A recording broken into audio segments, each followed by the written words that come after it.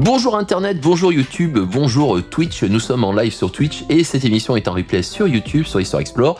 Hebdo Explore ce soir avec plusieurs thématiques et plusieurs sujets, croustillants comme à chaque fois, dédiés à comprendre l'actualité et surtout en parler. Alors, sur une politique mémorielle de notre gouvernement, voilà, on est sur une année charnière, 2025-1945, on est sur le 80e anniversaire de la fin de la Seconde Guerre mondiale. L'année dernière, on a fêté la Libération, donc le 80e anniversaire de la Libération. Et cette année, notre bon gouvernement, avec son service de communication, le SIG, Service d'information générale, je crois, ou gouvernemental, donc qui est une cellule qui dépend de l'Élysée et peut-être du Premier ministre, et qui donc porte la bonne parole de notre gouvernement. Alors, est-ce que vous avez entendu cette histoire de ces vidéos que ce SIG a fait pour rendre hommage à ceux qui se sont battus pour notre combat, pour notre liberté, pardon. Donc là, c'est hommage à la libération.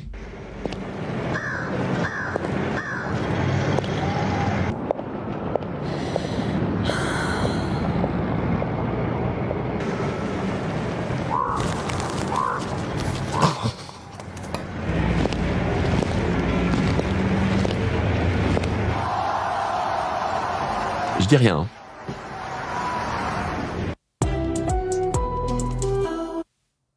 Alors, on peut se dire, mais c'est bien ça, le gouvernement qui fait des vidéos mémorielles. Et qui a utilisé quoi? Je vous le donne en mille. Une image aussi léchée et qui fait pas du tout aussi naturelle.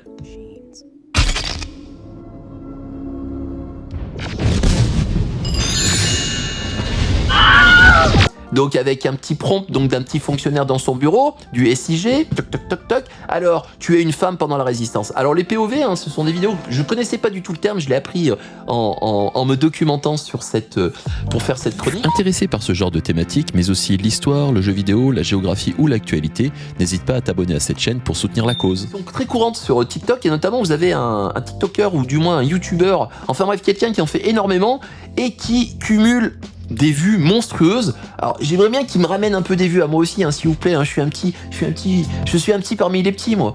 Et là ce fonctionnaire qui est donc un fonctionnaire 3.0 ou 3.0 qui tout simplement voit ça, se dit il fait des millions de vies, c'est comme ça qu'il faut qu'on parle aux jeunes. Alors mis à part, bon voilà, l'intelligence artificielle, hein, vous le savez, hein, qui bouffe la planète, qui demande des ressources énormes énergétiquement, qui appartient aux GAFAM, enfin bref, données personnelles qui sont diffusées, la Chine qui est derrière, TikTok, bon enfin bref, je vous ai fait là une carte mentale un peu embrouillonne, mais voilà ce qu'on pourrait dire sur l'intelligence artificielle. Plus sérieusement, voilà, donc ils se sont lancés là-dessus. Alors, vous allez voir, on va faire vraiment une analyse de l'image. On pense qu'on est dans la période de la guerre, là, parce que ambiance sombre, on entend des corbeaux en arrière-fond, elle marche dans la rue silencieusement, etc. Et cette femme, elle marche avec un brassard bleu, blanc, rouge. Comme les résistants, bien sûr, mais bien sûr. Donc ça, c'est la première erreur. Tuer une femme résistante pendant la Deuxième Guerre mondiale. On a une personnalisation, alors ça, en point de vue historique, ça fait vraiment marre et ça fait vraiment hurler les historiens. Hein. Comme quand Sarkozy avait demandé à des élèves de CM2, écoutez bien le truc, hein, de porter la mémoire d'un enfant déporté, juif, de s'identifier un peu à sa souffrance, etc. Alors moi je vois bien, on commence un cours, on va faire la Seconde Guerre mondiale, donc vous les Français là, hein? Oui, la milice française, mais qui c'est? Je connais pas. Ou comme dirait OSS 117. Enfin Armand, le général de Gaulle n'a-t-il pas dit que toute la France avait été résistante? En effet, il l'a dit. Il l'a dit. Mais anti-pédagogique au possible, et puis la distance nécessaire que nous apprend l'histoire, là elle disparaît. Donc là, elle est derrière sa fenêtre, donc on voit bien qu'on n'est pas encore dans la libération. Une rue sombre, un soldat allemand qui patrouille tout seul, mais bien sûr. En 44, mais c'est évident, ou même en 43, mais c'est évident. Les Allemands, ils patrouillaient tout seuls à Paris, ils étaient tellement en sécurité. Alors les assassinats d'officiers allemands ou de... Non mais n'importe quoi. Alors certes, ils étaient moins en danger qu'en Ukraine ou qu'en Biélorussie, les Allemands. Donc là, on a une deuxième chose, voilà, fantasme total. Alors là, regardez comme c'est fort. Elle distribue un tract en pleine journée. Donc là déjà, elle se balade avec son brassard bleu, blanc, rouge et elle distribue des tracts en pleine journée. Forcément. Le track, il s'appelle Clandestine. Je suis... Ça m'a fait penser à la chanson de Mylène Farmer, ça. Regardez bien la boîte aux lettres. Et hop. Le track, il a été aspiré par la boîte aux lettres. La boîte aux lettres, elle a mangé le tract. Ça, c'est peut-être la partie de la vidéo qui est peut-être la moins problématique. Les arrestations des résistants, là on voit 2 Allemands qui l'amènent, qui vont la torturer, qui vont la tabasser avant de la déporter, etc. 88 000 personnes hors déporté ratio vont être déportées, et pour les 2 tiers pour fait de résistance. Donc les femmes ont payé aussi un lourd tribut à la résistance. Donc là c'est peut-être cet élément qui est le moins problématique. Et après, patatrac. Et là, ça s'écroule. Regardez cette image. On célèbre la liberté retrouvée. Donc là, on est à Paris, je pense, drapeau français, etc. Bah oui, vu que les drapeaux français étaient interdits pendant la Seconde Guerre mondiale dans la zone occupée, et puis ensuite où étaient vraiment, oui, pouvaient amener à avoir des problèmes. Donc là, on se dit, ils célèbrent la libération. Et l'intelligence artificielle qui obéit au prompt, mais qui réfléchit pas, même si c'est une intelligence, elle a mis qui? Elle a mis un soldat allemand derrière cette jeune femme qui s'est fait torturer, capturer, tabasser par les Allemands, et qui est en train de célébrer la libération de la France. Mais regardez-moi ça, là. Non, mais c'est un truc de dingo, quoi. Et les mecs qui ont fait ça, ils ont même pas percuté. Mais on reconnaît que c'est un Allemand. Regardez son casque. Le casque à ailettes de la Wehrmacht, mais... Non, mais... Oh non. Non, mais... Comment c'est possible qu'il n'y ait pas quelqu'un qui a dit red flag, alerte rouge, etc. Mais qu'est-ce que c'est que ce bordel? Oh là là là là, non mais franchement. Waouh! Là, on est déjà à 5 erreurs historiques. Mais alors là, il y en a une 6e, elle est fantastique. Le soldat allemand, c'était déjà pas mal, qui célèbre la libération à Paris. Regardez au fond de l'image, on aperçoit le drapeau de quoi? Le Japon. Alors c'est pas l'Empire du Japon, c'est pas le soleil strié de rayons, mais il y a le drapeau japonais. Qu'est-ce que le drapeau japonais foutrait dans les rues de Paris? Première chose. De 2, en plus, le Japon occupe l'Indochine et il pille le territoire avec, bien sûr, la complaisance des autorités vichistes qui sont sur place, bon, qui n'ont pas forcément trop le choix aussi, parce que le Japon risque à chaque instant de les virer. Mais cependant, qu'est-ce que c'est que ça de mettre le drapeau du Japon, qui est un allié en plus de l'Allemagne nazie? Bon, là, voilà. On est dans un niveau, je pense, qui dépasse tout. Excusez-moi, j'en perds mon latin, j'en perds mon langage, mais je crois que voilà, c'était un moment... Et c'est vraiment un mépris pour la recherche historique. Et les gars qui se sont fait prendre, donc... ils se sont fait taper sur les doigts, là. Ils se sont pas démontés. Ils se sont fait, non, mais c'est bon, quand même, oui, bon, bah d'accord, on la retire, mais quand même, on a fait un truc bien. Alors, je crois que j'ai un article, c'est Franc Android, qui a interrogé le service d'information du gouvernement sur les raisons de la dépublication, parce qu'ils ont dépublié la vidéo, forcément, suite au bad buzz. Et écoutez-moi cette belle langue de bois.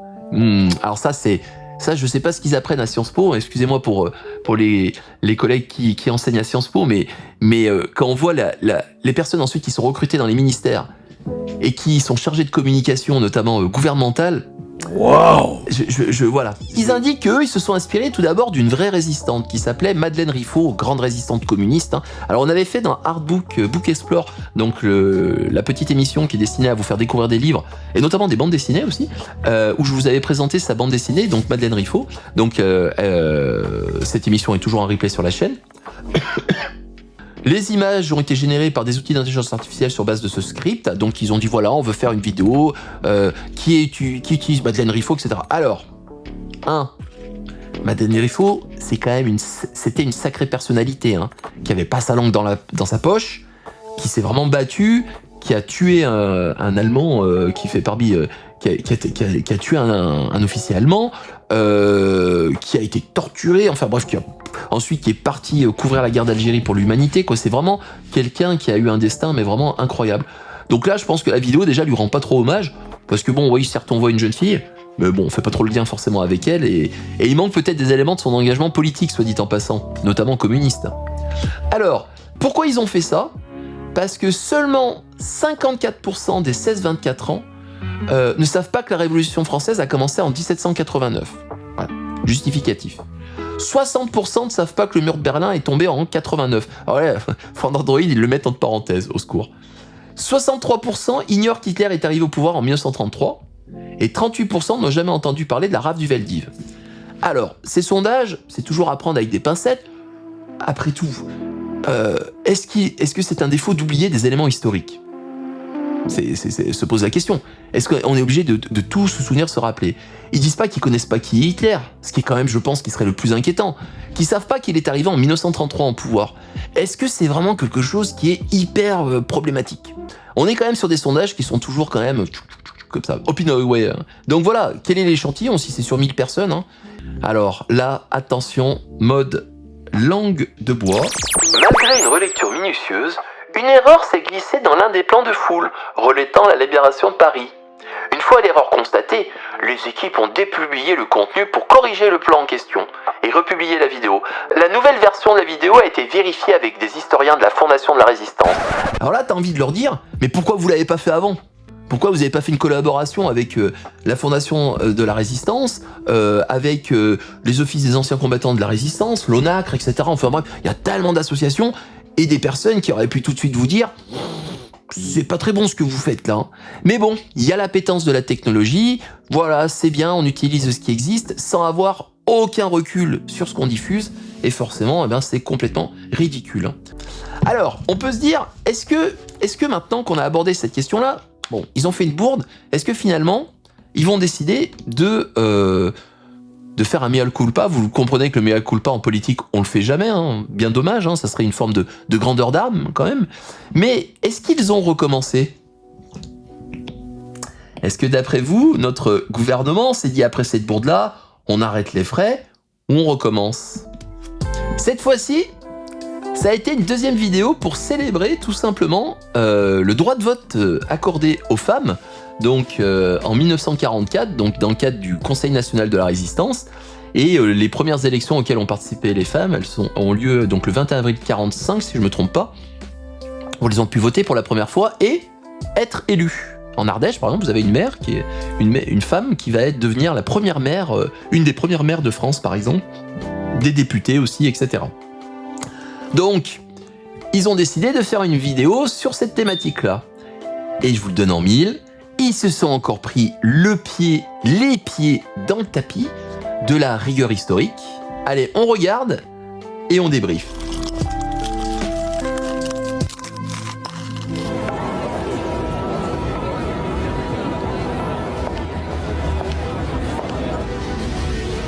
À voter.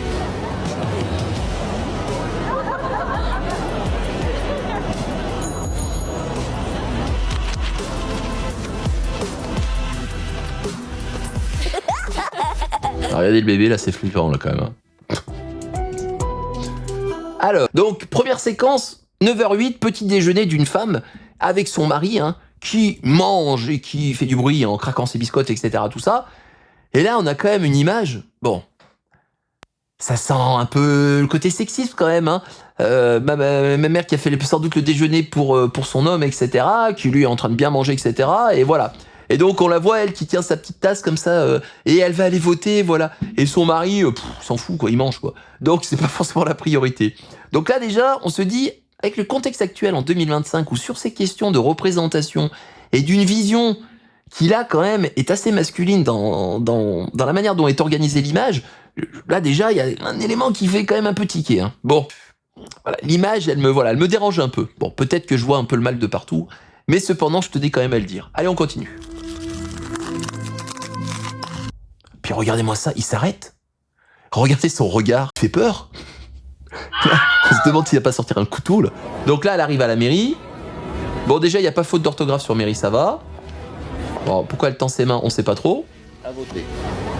Voilà, elle voit ses copines. Bon, là, à la limite, hein. Bon, là, il y a rien d'étonnant. Hôtel de ville, l'accent circonflexe sur le haut, il est un peu en train de partir dans le sud de la France. Vous avez donc des femmes dont l'habit, oui, on va dire que fin de la Seconde Guerre mondiale, encore que... Oh putain, Regardez-moi celle qui est à droite, là, qui est en orange, mais comme elle fait peur. Mais comme elle fait peur, tout en tailleur, oui c'est vrai. Donc elles sont allées voter bien habillées, c'est un peu l'image que l'on sous-entend, tellement que c'est un élément qui est historique, etc. Ah moi les visages, hein. Oh putain, mais regardez le vélo de celle-là, là. Mais qu'est-ce que c'est que ce truc là? Qu'est-ce que c'est que ce truc sur le vélo de celle qui est en vert? Mais son gant est resté bloqué, mais carrément quoi. Et puis celle qui est en orange, vous avez vu comme elle tourne? Mais ça doit faire super mal au dos quand vous êtes comme ça sur un vélo. Et le vélo ne tombe pas. Il y en a une qui vient vers l'autre, les deux autres qui partent dans l'autre sens, elles sont en train de se faire des signes, etc. Mais nickel, pas de problème.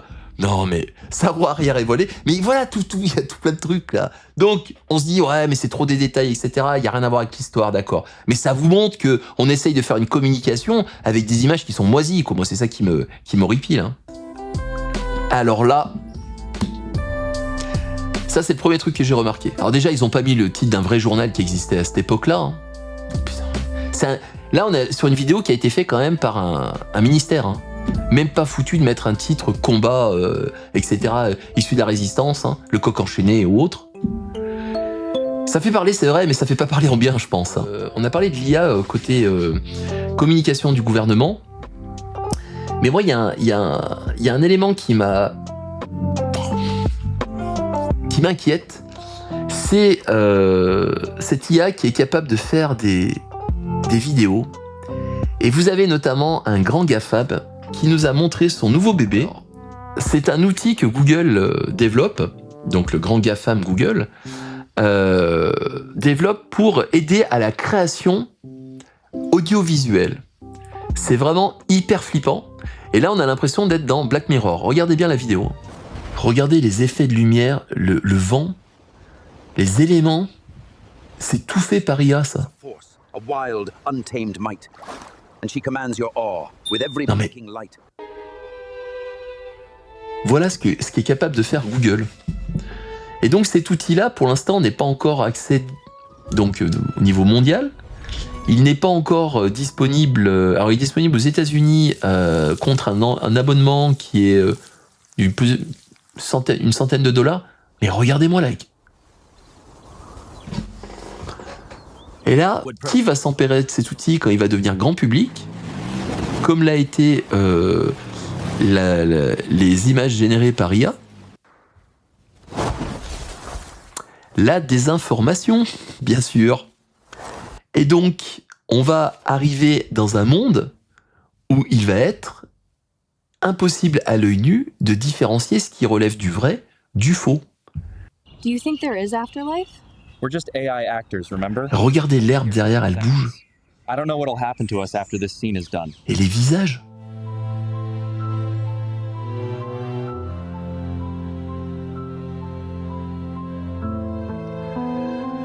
Et franchement, là je pense qu'il y a un bouleversement qui arrive là. Les métiers de la création, la publicité, la communication, le web design, les jeux vidéo, le cinéma. Mais qui comme entreprise, s'ils ont ce type d'outils-là, ils vont s'angoisser à passer par des créations humaines. Mais leur but c'est de faire de l'argent. Là, ils vont avoir un outil qui va leur permettre de faire ce qu'ils veulent pour un coût qui est minime. Et moi, ce qui me sidère dans cette nouvelle technologie qui est en train d'arriver, c'est qu'on y va, la fleur au fusil.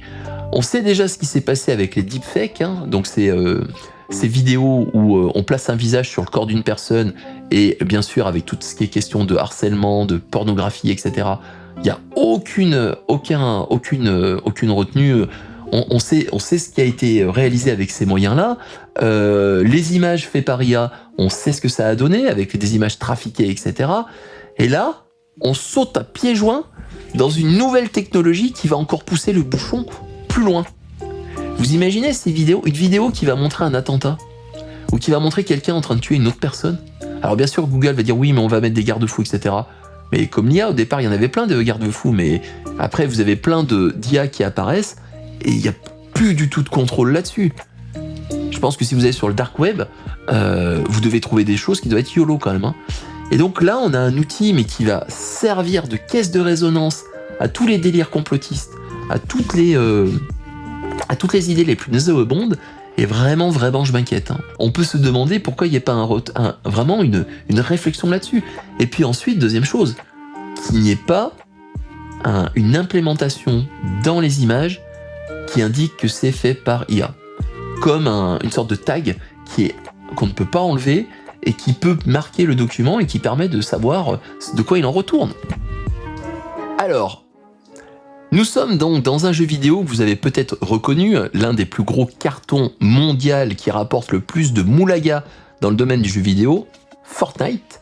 Et Fortnite a pu négocier avec Disney l'introduction donc de personnages de Star Wars et notamment l'iconique Dark Vador, qui est désormais dans Fortnite. Alors, vous avez Padmé qui est devant, tout à fait, et puis vous avez... et la nouveauté, on peut dire, bon c'est un skin en fait, comme le dirait mon petit-neveu, j'ai acheté des skins. C'est plus qu'un skin, c'est que Dark Vador, ils lui ont implémenté une IA qui apprend de ses conversations. Allez, je vous le donne en mille ce qui va se passer. What freaking fucking food is that, Darth Vader? Tell me. Double down. Freaking, fucking. Such vulgarity does not become you. Not allowed. Donc Dark Vador a appris les insultes en fait par le biais de son contact avec les joueurs. Donc je vous laisse imaginer ce qui s'est passé. Donc c'est un chatbot qui répond aux joueurs. Donc là c'est sur une vidéo de Huffington Post. Et donc le pire c'est qu'ils ont pris la vraie voix de Dark Vador de James Earl Jones, donc qui est décédé en 2024, grand doubleur. Hein. Et donc ils vont lui faire répéter des phrases. Et donc Dark Vador.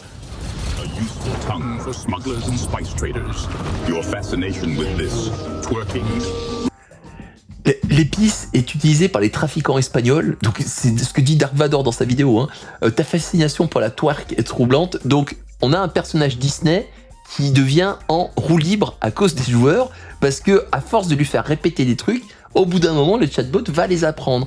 Et je vous laisse passer les insultes à caractère raciste, homophobe, qu'a sorti Dark Vador, à la grande horreur de Disney, hein, qui a été horripilé. Hein. Vous avez des gens qui ont tout fait pour essayer. Donc, ils l'ont vite patché. Hein. Et ça vous démontre encore, voilà, qu'on est dans un monde merveilleux où on a une technologie, mais on n'a aucun recul sur cette même technologie. Et on se dit quand même, depuis la bombe atomique, depuis des éléments quand même que l'homme crée, il y a toujours cet élément de ne pas prendre du recul sur ce qu'on fait. Et ça, c'est quand même un truc qui rend ma boule, je trouve. Alors là, ça peut être YOLO en l'occurrence, mais il n'empêche quand même que ça questionne beaucoup. Et vous voyez, là on parle de Fortnite, mais finalement ce qu'on disait tout à l'heure avec le SIG là, du service d'information du gouvernement, sans réfléchir sur ce que ça amène, mais on est vraiment dans la même logique, hein, franchement. Hein.